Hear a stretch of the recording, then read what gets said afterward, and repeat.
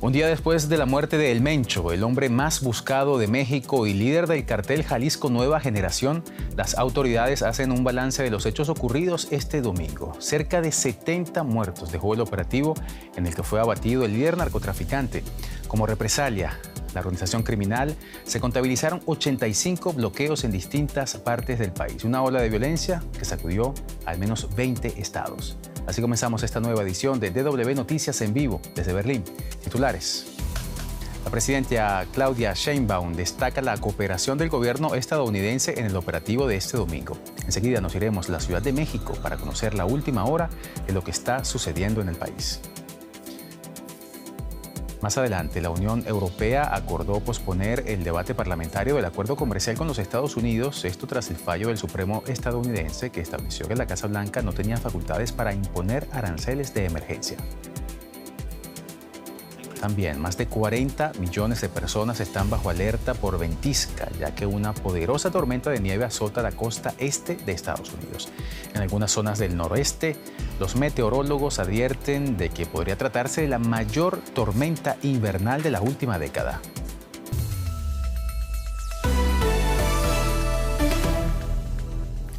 Soy Johan Ramírez. Bienvenidos al programa. Varios estados de México suspendieron las clases este lunes ante el temor de nuevos hechos violentos, esto tras la muerte de Nemesio Oseguera, conocido como El Mencho, uno de los criminales más buscados en México y Estados Unidos y quien fue abatido el domingo en un operativo de seguridad. Su muerte desató una ola de violencia en distintas regiones del país. Decenas de personas fueron asesinadas el domingo, entre ellas al menos 25 integrantes de la Guardia Nacional. Ante la escalada de violencia, varios países emitieron alertas para evitar viajes a ciertas zonas de México, mientras decenas de vuelos desde Canadá y Estados Unidos fueron cancelados. Testigos presenciales compartieron en las redes sociales imágenes que muestran a gente presa del pánico en el aeropuerto de Guadalajara, Jalisco. Mientras, afuera, ardían varios vehículos. Una ola de violencia se extendió por todo el país después de una redada en la que fuerzas especiales abatieran a un alto jefe de cartel, Nemesio Oseguera Cervantes, alias El Mencho. Hombres armados prendieron fuego a vehículos y negocios, bloquearon carreteras para enfrentarse a las fuerzas de seguridad en diferentes estados del país. Al final del domingo, las autoridades anunciaron haber controlado la mayoría de los 250 bloqueos viales a lo largo de 20 estados, pero pidieron a la población permanecer en casa.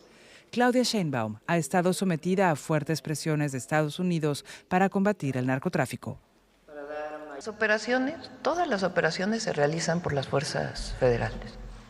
No hay participación en la operación de fuerzas de Estados Unidos. Lo que hay es mucho intercambio de información, como lo hemos dicho aquí varias veces. El Mencho era el líder de uno de los carteles más poderosos y de más rápido crecimiento, el cartel Jalisco Nueva Generación, conocido por el tráfico de drogas y una brutalidad extrema. La operación contra el cartel Jalisco Nueva Generación se ve como una señal de que las autoridades han llevado la lucha contra el narcotráfico a un nuevo nivel. Pero se teme que se recrudezca la violencia con algunos carteles fracturados y otros tratando de aprovechar el vacío de poder. Y para conocer la última hora de lo que está pasando en México, conectamos de inmediato con Andrea Sosa Cabrio, quien está siguiendo esta noticia desde la capital mexicana. Andrea, un gusto saludarte, bienvenida al programa. ¿Cuál es la situación actualmente en México? ¿Ha cesado la violencia tras el asesinato del Mencho este domingo? En este momento no se tienen reportes de que haya habido nuevos bloqueos o nuevos actos de violencia grandes como los que hubo ayer, tal vez algún que otro hecho aislado. Así que se podría decir que hay una situación de calma tensa. El gobierno ha estado tratando de transmitir tranquilidad tanto a la gente como a los visitantes al país y lentamente se están restableciendo las actividades en las zonas más afectadas. No fue en todo el país, por ejemplo, acá en Ciudad de México no tuvimos grandes repercusiones de todo lo que pasó, pero sí hubo un cierto freno a algunas actividades. Por ejemplo, universidades que pasaron las clases a online en vez de presencial, escuelas que cerraron. Entonces, la normalidad se está restableciendo, no se sabe exactamente si es una calma antes de que vuelva a haber otro problema o si por el despliegue militar se está pudiendo contener una nueva ola violenta. Pues la normalidad se restablece en México, una buena noticia para todos. Andrea, vayamos entonces ahora a lo pragmático. ¿Qué tanto se debilita el cartel Jalisco Nueva Generación tras la muerte de su cabecilla? ¿Veremos mermadas sus acciones criminales en el país? Quizás haya ahora, por el contrario, una intensificación de la violencia. Lo que suele ocurrir cuando descabezan a un cártel o a uno de los líderes principales de un cártel es que empieza una guerra dentro de la misma organización para ver quién va a pasar a ocupar ese lugar. Tuvimos hace poco, en 2024, el caso en el cártel de Sinaloa, cuando una parte del cártel, los hijos del Chapo, entregaron al antiguo socio de su padre, al Mayo Zambada, a los Estados Unidos. Hubo como un mes de calma y después estalló una guerra en Sinaloa entre esas dos facciones que provocó muchísimas muertes. Entonces ahora hay que ver cómo se va a reorganizar este cártel que tenía al Mencho como un líder principal, pero que actuaba de alguna manera como una organización con franquicias, con diferentes jefes regionales, y eso fue lo que permitió que se expandiera tanto. Lo que se vio ayer con bloqueos en 20 estados del país es una muestra del poderío y de la expansión territorial de un cártel que seguramente no se va a dar así nomás por vencido. Podríamos esperar entonces una intensificación de la violencia. Andrea, yo me pregunto, ¿estamos ante el fin de la política del gobierno anterior, del presidente AMLO, aquella frase famosa que decía abrazos, no balazos? Yo creo que con este gobierno eso se terminó hace mucho tiempo. Ya la presidenta Claudia Sheinbaum no habla de abrazos, no balazos, y su estrategia de seguridad ha sido bastante diferente, encabezada, llevada tanto por el secretario de Seguridad Pública, Omar García Harfuch, como por el Ejército, que fue el que implementó ayer este operativo. Entonces, aunque no se dice, sí hay un cambio grande entre lo que fue la política del presidente Andrés Manuel López Obrador y lo que es la política de la actual presidenta. Lo de ayer fue un golpe muy grande que puede traer grandes repercusiones de violencia, incluso en México. La propia presidenta, me imagino que va a tener que reforzar su seguridad. La estrategia anterior ya tiene un buen rato que fue archivada, aunque de una manera discreta, pero se ve que hay un cambio en la estrategia. Durísimo golpe para el narcotráfico en México, que entra en una etapa distinta, nueva, de su lucha contra las drogas. Lo conversábamos con Andrea Sosa Cabrio desde la Ciudad de México. Andrea, muchísimas gracias. Hasta la próxima. El cartel Jalisco Nueva Generación es una de las organizaciones criminales más poderosas y violentas de México. Es responsable del tráfico de grandes cantidades de cocaína, metanfetamina, heroína y fentanilo hacia Estados Unidos. Es conocido por sus tácticas despiadadas y se ha enfrentado en repetidas ocasiones con cárteles rivales y con las autoridades, dejando a su paso una estela de violencia. En el próximo informe analizaremos cómo queda la cúpula de la organización criminal y qué pasa con los grupos rivales que esperan ganar terreno si se produce un vacío de poder. Era el hombre más buscado de México. Nemesio Ceguera, alias El Mencho, fue uno de los miembros fundadores del cártel Jalisco Nueva Generación tras su surgimiento en 2009. Desde entonces era uno de los cárteles de droga más violentos del país. Con la muerte de El Mencho, el futuro del cártel depende de la rapidez con la que se nombre a un sucesor. El hijo de El Mencho cumple cadena perpetua en Estados Unidos, lo que deja al cártel sin jerarquía familiar estructurada a riesgo de caer en luchas internas por el poder. Varios candidatos podrían tomar el mando, entre ellos el hijastro de El Mencho, conocido por el apodo de Tres, o su yerno, El Chorro, o los influyentes personajes El Sapo y El Jardinero. La falta de un líder podría desembocar en una guerra territorial entre cárteles rivales. Históricamente, las regiones más inestables de México son aquellas en donde bandas rivales luchan por dominar el territorio. El cártel de Jalisco Nueva Generación tiene una presencia significativa en todo México. Va desde su base en Jalisco, en la costa pacífica, hasta la costa del Golfo de México, así como zonas fronterizas con Estados Unidos en el norte del país. Uno de sus principales rivales es el cártel de Sinaloa, que opera en el norte y el sur del país y que se solapa con el Jalisco Nueva Generación en muchas zonas. Sinaloa enfrenta además sus propias luchas internas por el poder. Su antiguo líder, Joaquín Guzmán, alias El Chapo, fue detenido y capturado y encarcelado hace una década. Desde entonces, bandas rivales han estado luchando por el control. El gobierno ha enviado miles de soldados para hacer frente a la violencia de los cárteles en el estado de Sinaloa, lo que aumenta la presión. Aún así, Sinaloa sigue siendo uno de los cárteles de la droga más poderosos de México. Otras bandas más pequeñas tienen también una presencia significativa en territorios que se superponen con los de Jalisco Nueva Generación, entre ellos el Cártel del Noreste, la Familia Michoacana y el Cártel del Golfo. A largo plazo, esto podría derivar en la fragmentación del Cártel de El Mencho en pequeñas bandas. En el pasado, los comandantes regionales crearon nuevos grupos, asociándose incluso con cárteles rivales. Pero de suceder, podría significar el fin del cártel Jalisco Nueva Generación. La ola de violencia en México está ocupando titulares en todo el mundo, incluyendo aquí en Alemania. El gobierno federal no ha emitido por lo pronto una recomendación de no viajar a México, pero sí aconseja extremar las precauciones, especialmente en las regiones más afectadas por la violencia. Escuchemos las palabras de la vocera del gobierno alemán. En particular, el gobierno federal, es decir, el ministro de Asuntos Exteriores, informó a los ciudadanos alemanes a través de la embajada en Ciudad de México sobre la situación y les recomendó que se mantuvieran en un lugar seguro, se trasladaran a él o permanecieran allí. No puedo hablar ahora de una advertencia de viaje, sino más bien de una actualización de la información de nuestras recomendaciones. En principio, recomendamos a los ciudadanos alemanes que viajen a México que actúen con especial precaución debido a la situación parcialmente confusa y que puede cambiar rápidamente. Tiempo ahora para la economía con mi compañera Juliana González. Juliana, parece que las relaciones entre Estados Unidos y la Unión Europea se habían calmado, pero ahora las tensiones resurgen. ¿Qué está pasando? Entre el parecer y el ser hay un gran trecho y ahorita mismo la Unión Europea anunció que congela la ratificación del acuerdo comercial con Estados Unidos.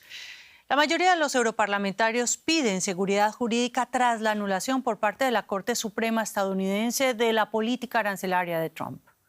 El acuerdo alcanzado el año pasado en Escocia entre Bruselas y Washington, acá lo vemos en las imágenes, establece un arancel del 15% para todos los productos europeos. La Unión Europea se comprometió por su parte a eliminar todos los aranceles a los productos estadounidenses. El acuerdo comercial debía ser refrendado por la Eurocámara este martes, pero el fallo de la Corte Suprema pone en duda la ventaja competitiva conseguida por el bloque durante la negociación del acuerdo.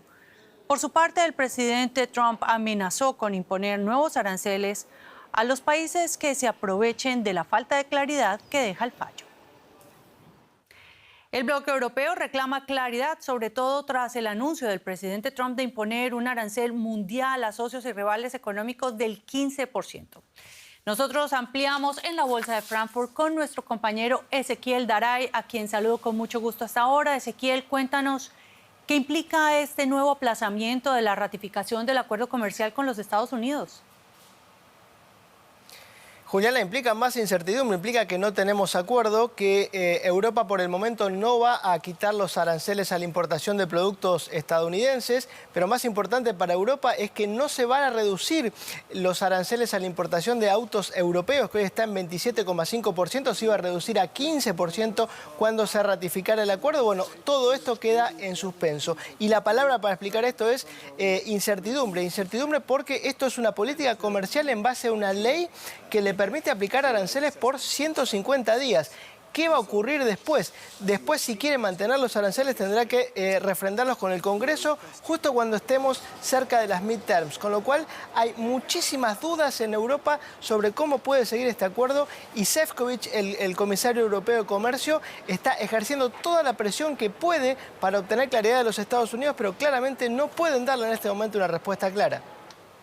Sin lugar a dudas, Ezequiel, y tú lo dices muy bien, estamos en un momento de grandes incertidumbres. ¿Cómo han reaccionado precisamente ante esto las empresas europeas y los mercados de valores?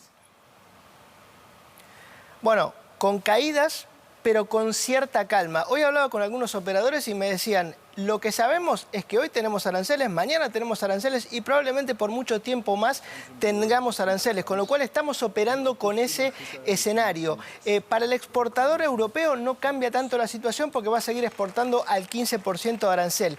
Cambia para las empresas europeas que operan en los Estados Unidos. ¿Pueden reclamar el reembolso de los aranceles que les cobraron? ¿A qué valor van a poner sus productos? Y como decíamos, esto le pega a la industria automotriz porque se van a extender estos elevados aranceles. Por eso hoy vimos a Volkswagen caer 2,5% solamente el día de hoy. El mercado teme una escalada, una respuesta europea y atención que ahora cobra más importancia. El viaje de Merz esta semana a China y a principios de marzo a los Estados Unidos. Un viaje que ya estaba planificado, pero que ahora cobra mucha más relevancia.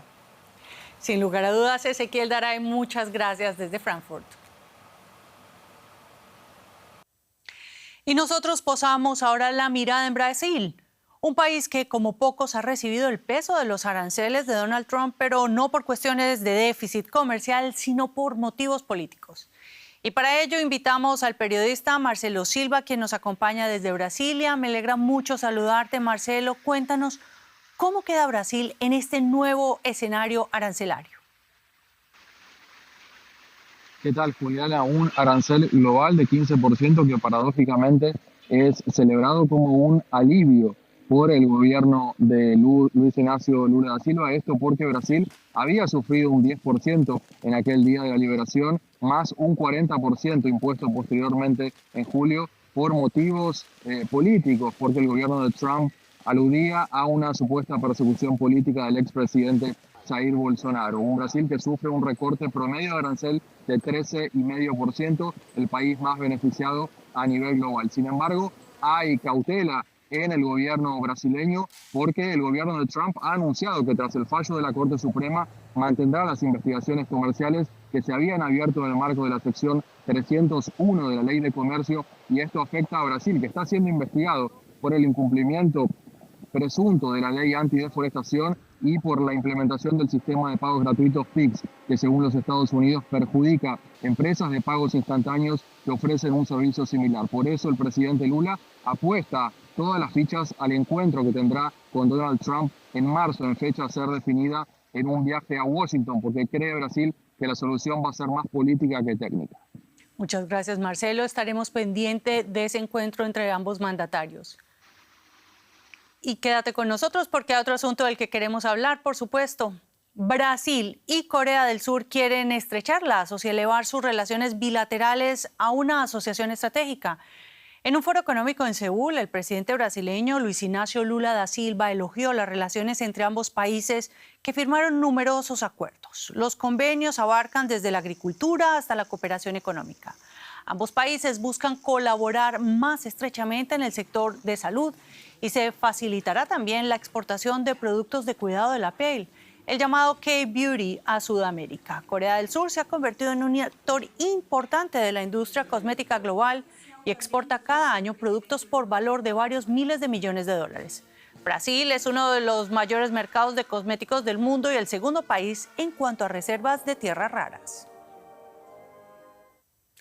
Bueno, Marcelo, en estos tiempos la diversificación parece ser el antídoto a las incertidumbres que no le gustan a los mercados.